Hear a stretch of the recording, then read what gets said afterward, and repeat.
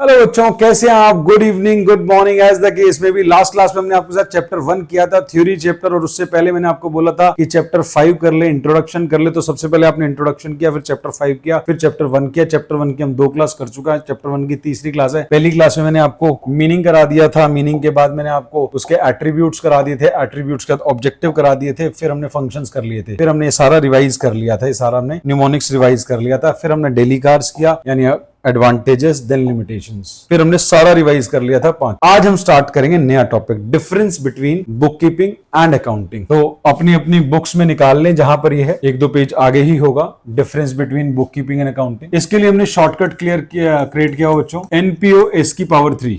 N stands for nature, P stands for performance, O stands for objective, S 3 है scope, दूसरा है stage और तीसरा है स्पेशल स्किल्स।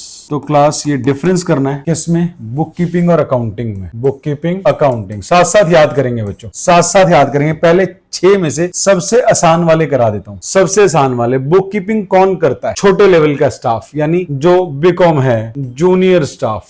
अकाउंटिंग कौन करेगा? Senior staff. नेचर, रोज रोज सेम काम करना है, रोज रोज सेम काम करना है। Routine work. डायनामिक। स्टेज, पहले कौन होता है? पहले बुक कीपिंग होगी या पहले अकाउंटिंग होगी? तो स्टेज, प्राइमरी स्टेज, पहले बुक कीपिंग होगी और बाद में अकाउंटिंग होगी। साथ साथ पढ़ते भी जाएं बुक से। आपने बुक में अपनी पेज खोला हुआ है, TS गरेवाल सर की बुक से आप ये कर रहे हैं, हमने वही पॉइंट उठा लिए हैं और उसका एक निमोनिक बना लिया है। तो primary stage, secondary stage. Special skill is required, special skill is required, special skill is not required. Accounting में स्पेशल स्किल चाहिए, बुक कीपिंग में स्पेशल स्किल नहीं चाहिए। तो 4 तो बड़े आसान आपको याद हो गए। ऑब्जेक्टिव और स्कोप रह गया। अब ऑब्जेक्टिव और स्कोप। ऑब्जेक्टिव बुक कीपिंग का है ट्रांजेक्शंस और इवेंट्स को रिकॉर्ड करना। The objective of book keeping is to record the transactions and events and then classify those transactions in the books। आगे लेजर में लेके जाना, हमने ये प्रोसेस में बात की। सबसे पहले 8 किताबों में जाता है, उसके बाद लेजर पोस्टिंग होती है। तो बुक कीपिंग का objective to record the transactions and events, और अकाउंटिंग का ऑब्जेक्टिव है रिजल्ट्स पता लगाना, to determine the results and communicate that result to the user. अब आती बात स्कोप की। स्कोप को स्टाइल से याद करते हैं, स्कोप को एक स्टाइल से याद करते हैं, क्योंकि स्कोप वैसे याद नहीं हुआ। आपने मेरे साथ एट्रीब्यूट्स करे थे। पहला एट्रीब्यूट क्या था? Identification of financial transaction. जिसने पिछली क्लास नहीं करी, पहले वो पिछली क्लास एट्रीब्यूट की देख ले। एट्रीब्यूट्स के अंदर यानी कैरेक्टरिस्टिक्स में सबसे पहले अकाउंटिंग में हमने आइडेंटिफाई किया, उसके बाद हमने मेजर किया, देन रिकॉर्ड किया, देन हमने क्लासिफाई किया। ये स्कोप हो गया हमारा बुक कीपिंग का, ये स्कोप हो गया हमारा बुक कीपिंग का। उसके बाद क्या करते थे? क्लासिफाई करने के बाद समराइज करते थे, समराइज करने के बाद एनालाइज और इंटरप्रेट करते थे, और लास्ट में कम्युनिकेट करते। तो ये जो स्कोप है, ये हमारा अकाउंटिंग का स्कोप हो गया, ये हमारा अकाउंटिंग का स्कोप हो गया। यानी हमने एट्रीब्यूट से वाला पॉइंट याद कर लिया, क्योंकि ये पॉइंट किया ही हुए थे हमने सातों के सातों। तो हमें पता है कहां तक का स्कोप बुक कीपिंग का और कहां तक का स्कोप अकाउंटिंग का है। अब बच्चे कह रहे सर ये तो स्टाइल से याद करा दे, जिन्होंने याद किया वो तो पहले से ही, सर ये तो पॉइंट याद हो गया हमारे को। तो बाकी तो वैसे ही बहुत सारे आसान थे, बाकी पॉइंट तो वैसे ही आसान थे। फटाफट से बोले NPOS की पावर 3। N स्टैंड फॉर, जल्दी से मेरे साथ साथ बोल रहे हैं, वीडियो देखते देखते याद कर रहे हैं। N, बिना पुराना इधर मत देखें, बिना उधर देखें। क्या याद आया? क्या कराया था? Nature, routine, dynamic. अगला क्या याद है? परफॉर्मेंस। कौन करता है? Senior staff, junior staff. तो book keeping junior staff, accounting senior staff. अगला NPO ऑब्जेक्टिव, बुक कीपिंग का ऑब्जेक्टिव ट्रांजैक्शन और इवेंट्स को रिकॉर्ड करना, उसे क्लासिफाई करना। अकाउंटिंग का ऑब्जेक्टिव रिजल्ट पता लगाना, उस रिजल्ट को कम्युनिकेट करना टू द यूजर्स। रिजल्ट पता लगाओ, लोगों तक बताओ। आगे NPOS की power 3, scope, stage, special skills. Scope क्या है? हमने स्कोप कर लिया यहां से। ये ऊपर के 4 बुक कीपिंग का स्कोप है, नीचे के 3 अकाउंटिंग का स्कोप है। देन स्टेज बहुत ही आसान है, प्राइमरी। पहले क्या होता है? अकाउंटिंग, बुक कीपिंग होती है, बाद में अकाउंटिंग होती है। तो बुक कीपिंग का स्कोप प्राइमरी, अकाउंटिंग का scope secondary. And last special skill. Accounting में चाहिए स्पेशल स्किल, बुक कीपिंग में नहीं चाहिए स्पेशल स्किल। होप आपको बात क्लियर हो गई है। आगे बढ़ते हैं बच्चों, आगे बढ़ते हैं। एक बारी और आप देख लें फटाफट से, जिन्होंने नोट डाउन करना है नोट डाउन कर लें, पॉज करके। We are proceeding further. एक बारी आपको बुक से भी दिखा दूं, एक बार ये बातें बुक से देख लेते हैं। लिमिटेशंस लास्ट क्लास में कर ली थी, एडवांटेजेस कर लिए थे। ये सारी बातें मैं आपको एक अलग क्लास में करा दूंगा, क्योंकि बहुत ज्यादा इंपॉर्टेंट नहीं है। एक क्लास लगा दूंगा इस पे, जो बीच के टॉपिक मिस हो रहे हैं। ये आ गया 6 पॉइंट से। Nature, performance, objective, stage, scope. यहाँ पे लेवल ऑफ स्किल अभी डाल दिया है, पहले स्पेशल स्किल हुआ करता था, तो यहाँ पे लिख दिया स्पेशल स्किल। अंदर लिखा हुआ इसका पॉइंट का नाम भी पुरानी किताब में स्पेशल स्किल था, तो स्किल से याद रख सकते हैं। तो स्पेशल स्किल, ये 6 पॉइंट हमने करा दिए। वही बातें लिखी हैं जो हमने आपको बताई हैं, वो आप रीड कर सकते हैं। हमने रट्टे मार के नहीं जाना, हमने चीज को समझ के जाना है, पॉइंट्स याद करके जाने। पॉइंट्स याद करने के लिए हमने निमोनिक्स बना लिए और हमने बात को समझ लिया। यहाँ पे ज्यादा प्रेशर नहीं देना। थ्योरी समझनी है, हमें सब्जेक्ट को पढ़ना है, रटना नहीं है। सब्जेक्ट हमें समझ आना चाहिए कह क्या रहा है, उसे अपनी लैंग्वेज में लिख के आए, मार्क्स मिलेंगे। अगर फिर भी कोई आपके स्कूल में ऐसा बोलते नहीं बिल्कुल रटी रटाई लैंग्वेज लिखनी, इट इज प्राइमरी स्टेज, तो आपने ये बात अपनी भाषा में आप लिख सकते हो कि book keeping is primary stage. तो ऐसा कुछ भी नहीं लिखा जो आप अपनी भाषा में नहीं लिख सकते। The objective of book keeping is to maintain the records of the transaction and events. वही बात यहाँ लिखी है, वही हमने पढ़ाई थी, ठीक है ना। तो अपनी भाषा में आपको लिख के आनी है। NPOS की power 3, nature, performance, objective, scope, stage, special skill. दोबारा एक बारी, NPOS की power 3, nature, performance, objective, scope, stage, special skills. तो आपको 6 पॉइंट याद हो गए। आगे हम करते हैं बच्चों, ये सारी बात के लिए मैं एक क्लास लगाऊंगा आपके साथ। जो एग्जाम में मेन आता है क्वालिटेटिव कैरेक्टरिस्टिक्स की बात करते हैं, जो एग्जाम में क्वेश्चंस आते हैं। 6 टॉपिक हो गए, 7वां topic qualitative characteristics of accounting information. Qualitative characteristics of accounting information. अगला topic qualitative characteristics of accounting information. Accounting information के क्वालिटेटिव कैरेक्टरिस्टिक्स क्या हैं? क्लास, जब एक लड़के की शादी होती है मिस्टर ए की, तो क्या वो लड़की में कुछ गुण देखता होगा? सर यस, बिल्कुल देखता होगा। सिमिलरली जब लड़की की शादी होती है मिस बी, जब लड़की की शादी होती है तो लड़की भी लड़के में गुण देखती होगी। ड्राइंग पे मत जाओ, कंसेप्ट पे जाओ, सिर्फ समझाने के लिए कि जैसे आप लोग गुण देखते हैं ऐसे अकाउंटिंग इन्फॉर्मेशन में भी कुछ गुण होने चाहिए। तो टॉपिक का नाम समझाने के लिए बस एग्जांपल लिया है। सर आप कहाँ चलेंगे शादी? Qualitative characteristics of accounting information. हम जो अकाउंट्स प्रेजेंट कर रहे हैं किसी कंपनी के, उसमें क्या क्वालिटीज होनी चाहिए? तो इसके लिए आपके पास R U और C, तो मैंने इसका शॉर्टकट बना दिया U R champion. U R champion, R के 2 पॉइंट है। U R champion, U R champion. U से अकाउंटिंग इंफॉर्मेशन अंडरस्टैंडेबल होनी चाहिए। Understandability, understandability, understandability. Accounting information विश्वास योग्य होनी चाहिए कि उस पर हम विश्वास कर सके, सच्ची होनी चाहिए, रिलायबल। काम की होनी चाहिए, बेकार की नहीं होनी चाहिए। बेकार की इंफॉर्मेशन यूजर क्या करेगा? रेलेवेंट होनी चाहिए, तो रेलेवेंस। और लास्ट कंपैरेबिलिटी, कंपैरेबिलिटी। तो ये अंडरस्टैंडेबिलिटी, रिलायबिलिटी, कंपैरेबिलिटी, रेलेवेंस। तो रिलायबल कह लो या रिलायबिलिटी कह लो, अंडरस्टैंडेबिलिटी, रिलायबिलिटी, रेलेवेंस, कंपैरेबिलिटी। तो ये 4 गुण होने चाहिए आपके अकाउंटिंग इन्फॉर्मेशन में। होप चारों का मीनिंग आपको क्लियर है। अंडरस्टैंडेबिलिटी, जो भी आप अकाउंट्स बना रहे हो, A limited, B limited, C limited के, वो समझने योग्य होने चाहिए, वो समझने योग्य होने चाहिए। रिलायबल, विश्वास, उन पर विश्वास किया जा सके, यानी अकाउंटिंग स्टैंडर्ड के अकॉर्डिंग हो, एज पर द लॉ हो, with in the scope of the, जो भी हमारा ICAI ने दिया है स्कोप, दायरा दिया है, within the scope of the principle concept convention के अंडर ही होने चाहिए। तो रिलायबल होने चाहिए, विश्वसनीय होने चाहिए। रेलेवेंट, काम के होने चाहिए, बेकार की इंफॉर्मेशन ना हो। कंपैरेबिलिटी, एक कंपनी के अकाउंट्स को दूसरी कंपनी के अकाउंटिंग इन्फॉर्मेशन से कंपेयर किया जा सके, तो कंपैरेबल होनी चाहिए, तो कंपैरेबिलिटी।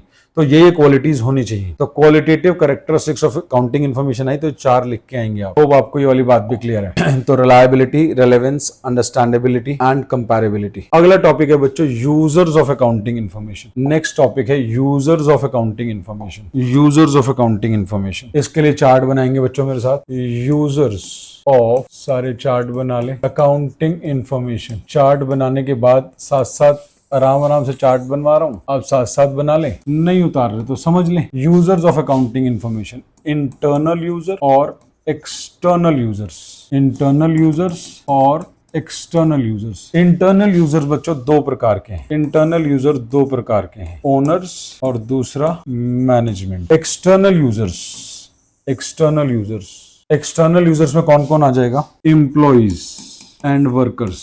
कभी कभार बंदे को लगता है एम्प्लॉइज और वर्कर तो ऑर्गेनाइजेशन का पार्ट ही है, बट इसको एक्सटर्नल में गिन रहे हैं। एक टाइम था किताबों में भी एक्सटर्नल में लिखा हुआ था, अगर 7-8 साल पुरानी किताब उठा लेंगे तो आपको एम्प्लॉइज और वर्कर्स भी इंटरनल में मिल जाएंगे, बट अभी आपको इनको एक्सटर्नल में लिख के आना है। Employees and workers. After that banks and financial institutions. Banks और financial institution external user of accounting information. Creditors, जिन्होंने हमारे को माल उधार पर दिया, इन्होंने लोन दिया था, इन्होंने माल उधार पर दिया था, दोनों से हमने कर्जा लिया हुआ है। उसके बाद सरकार, government and other authorities. Government and other authorities. Government and other authorities के अलावा जिनको रिसर्च करनी है, रिसर्चर्स, रिसर्चर्स, पब्लिक और पोटेंशियल इन्वेस्टर। पोटेंशियल इन्वेस्टर जिसने डिसीजन लेना है कि मैं कहाँ इन्वेस्ट करूं, तो पोटेंशियल इन्वेस्टर, ये सारे अकाउंटिंग इन्फॉर्मेशन के यूजर्स हैं। अब हर एक को अकाउंटिंग इन्फॉर्मेशन बच्चों अपने अपने पर्पस के लिए चाहिए, हर एक का अपना लालच है अकाउंटिंग इन्फॉर्मेशन। तो why they need accounting information, sir बस इतना लिखा है। हाँ, अगर देखो एक नंबर में आ गया गिव टू इंटरनल यूजर्स, तो बस इतना लिख के टू इंटरनल यूजर्स का नाम 1 mark. Give to internal user to external user, एक नंबर का 2 नंबर का क्वेश्चन आएगा, नाम लिख के आओ। Why they need the information, तब आपको डिटेल लिख के आनी है कि उन्हें अकाउंटिंग इन्फॉर्मेशन क्यों चाहिए, ओनर्स को क्यों चाहिए, अंबानी को रिलायंस की इन्फॉर्मेशन क्यों चाहिए कि रिलायंस कैसा कर रही है। भाई उसे प्रॉफिटेबिलिटी जाननी है, उसे जानना है मेरी कंपनी प्रॉफिटेबल है तो कितनी प्रॉफिटेबल है, प्रॉफिटेबिलिटी जाननी है उसको, तभी वो अकाउंटिंग इन्फॉर्मेशन मांग रहा है। मैनेजमेंट, ऑब्वियस सी बात है, मैनेजमेंट को सारी इंफॉर्मेशन चाहिए, उसे तो सारी डिसीजन मेकिंग करनी है, बिजनेस चलाना है, प्रॉफिटेबिलिटी भी चाहिए उसको, पॉलिसी भी बनानी है उसको, पॉलिसीज फ्रेम करनी है, प्रॉफिटेबिलिटी भी जाननी है। तो मैनेजमेंट को तो इन्फॉर्मेशन चाहिए ही चाहिए अपनी कंपनी की, वही तो कंपनी चला रही है। सर वर्कर को क्या जरूरत है, वर्कर को तनख्वाह मिल तो रही है, वर्कर को क्या जरूरत है, भैया वर्कर को भी जरूरत है अकाउंटिंग इन्फॉर्मेशन की। अगर तुम्हारी कंपनी सही से प्रॉफिट नहीं कमा रही तो तुम उस कंपनी में काम नहीं करोगे और ढूंढते रहोगे दूसरी सैलरी कोई ना कोई, आप कहोगे कंपनी चेंज कर दो भैया नहीं तो निकाल देंगे। तो एम्प्लॉयज और वर्कर्स को भी अकाउंटिंग इन्फॉर्मेशन चाहिए, क्योंकि उन्हें पता है हमारा बोनस, हमारा इंसेंटिव, अगर कंपनी अच्छा कर रही है तभी अच्छे से बोनस देगी, तभी अच्छे से इंसेंटिव देगी। अगर कोई कंपनी लॉस में जा रही होती है ना, वो कहते हैं ना कि जब पतझड़ आती है, वो कोई कहावत है ना, पत्ते भी साथ छोड़ जाते हैं, कहावत तुम समझ जाना। तो ऐसी जब कंपनी लॉस में चल रही होती है ना, तो वर्कर भी साथ छोड़ जाते हैं, कहते हैं भैया ये तो जा रहा है, हम जरा फटाफट कंपनी चेंज कर लें, दूसरी नौकरी ढूंढ लें। तो बोनस और इंसेंटिव भी सही से मिलेगा नहीं मिलेगा, कंपनी तरक्की देगी नहीं देगी, तो उनको भी देखना होता है हमारी कंपनी प्रॉफिट में चल रही है नहीं चल रही है। बैंक्स एंड फाइनेंशियल इंस्टीट्यूशंस और क्रेडिटर्स दोनों ने ही हमारे को पैसा उधार दिया हुआ है, दोनों से हमने कर्जा लिया हुआ है, इसने हमारे को कैश में दिया, इसने हमारे को गुड्स दिए। तो ये हमारी फाइनेंशियल पोजीशन जानने में हमेशा इंटरेस्टेड रहते हैं, क्योंकि इन्होंने हमारे को पैसा उधार दिया हुआ है। गवर्नमेंट एंड अदर अथॉरिटीज, जिसने जीएसटी लेना है, जिसने टैक्स लेना है, तो अदर अथॉरिटीज और गवर्नमेंट को भी हमारे से कुछ चाहिए, टैक्स चाहिए, तो उसको इन्फॉर्मेशन चाहिए भाई कितना कमा रहे हो, टैक्स प्रॉपरली भर रहे हो नहीं भर रहे, टैक्स की चोरी तो नहीं कर रहे। रिसर्चर्स ने अब रिसर्च करनी है तो उन्हें डाटा चाहिए, डाटा चाहिए ताकि वो रिसर्च कर पाए।